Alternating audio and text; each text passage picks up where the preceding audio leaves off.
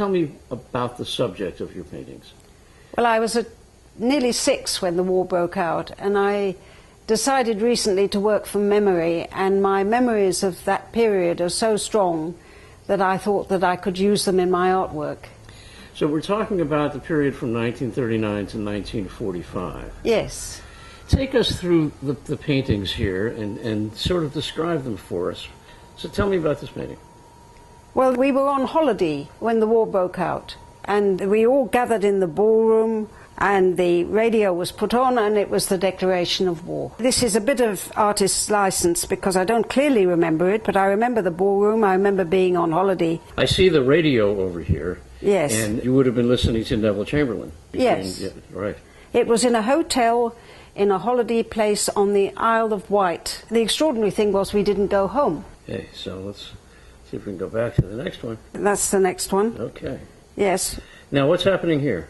Well, the whole of my mother's family were gathered in one small house, and the children were running wild, and she wanted to find a house to rent, but she couldn't find one. And so she put us in a prep school, preparatory school for small children. But I was only there 6 weeks, but I have a very strong memory of it. Now, why were all the children and your mother in your house so that you had to leave? Well, they couldn't go back to London. I mean, Hitler was going to bomb London flat, so they had to get the children out of London. Right. And this prep school had such a strong impression on you because?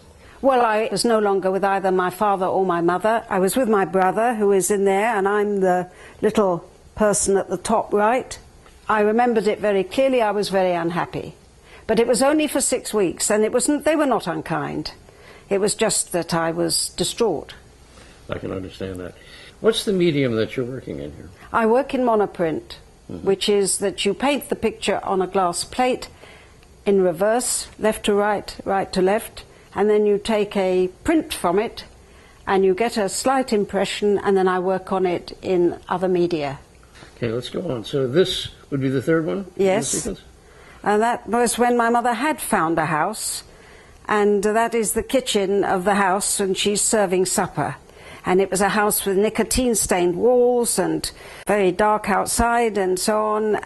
But I was happy because I was with my mother. Now, where was this? Where did you have to travel? This is a place called Angmering-on-Sea, which was where my aunt's holiday house was and where we pitched up. That's in Sussex, which is on the south coast.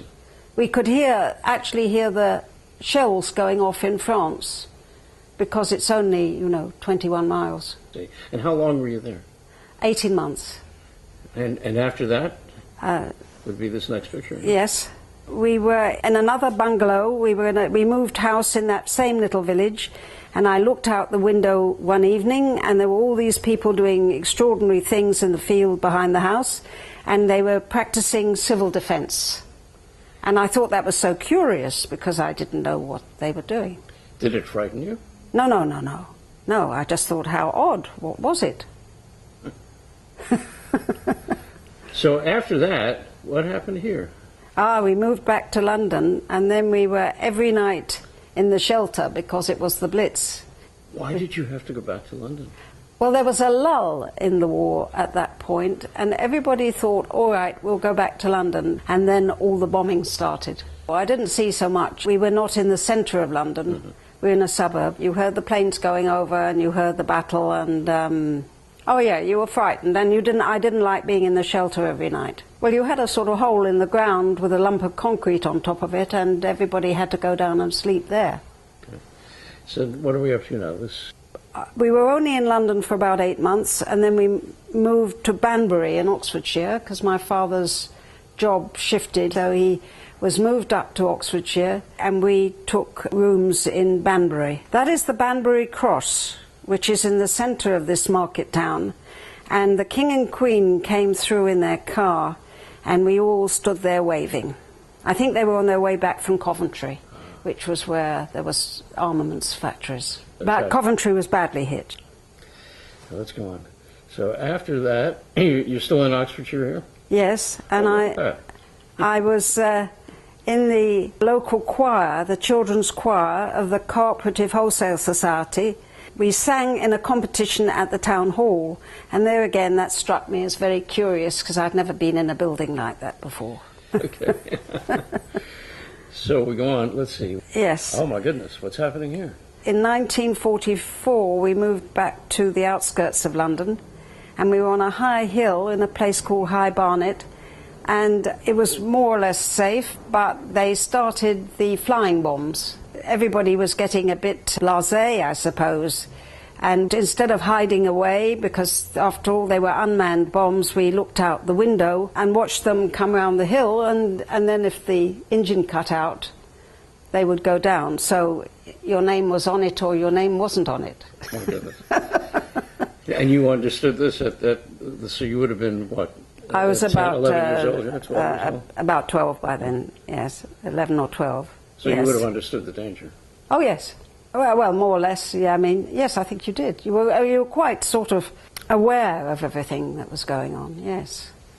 So let's move on here. Oh, this is in 1945. We used to go to the cinema every week. When I was about 12, my parents couldn't leave me, so they took me with them, and we saw Jane Crawford films and Betty Davis films, totally unsuitable, I may say. But there would also be a B film and the Pathé newsreel. And the Pathé newsreel this week was of the troops going into Belsen. The Bergen-Belsen concentration camp. Yes, yes. And nobody had realised about that. Nobody knew about that.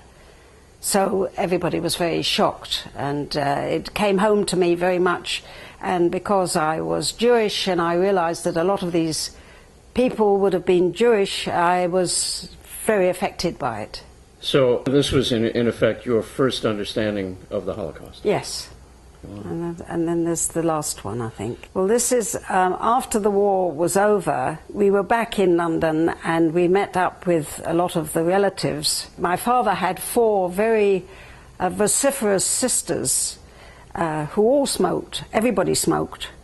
And they would argue and blow smoke at each other. And there was all this smoke coming out, and I did one of the smoking aunts as they sort of finalised that this was the end of the war. Well, there's a certain amount of joy in this as well. Yes, it's like the termination of the wartime period, and this was the relatives. And you were free now to be a teenager. Yes, yes, play tennis and, you know, begin to have a more normal growing up. The 50s, in fact, the late 40s and 50s, there was a lot of austerity. In fact, food was still rationed and clothes were still rationed.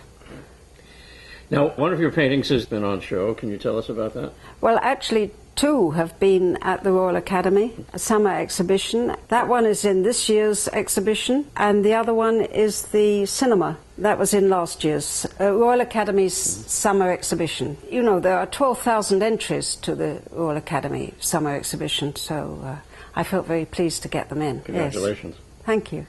Thank you very much for joining us today. Thank you.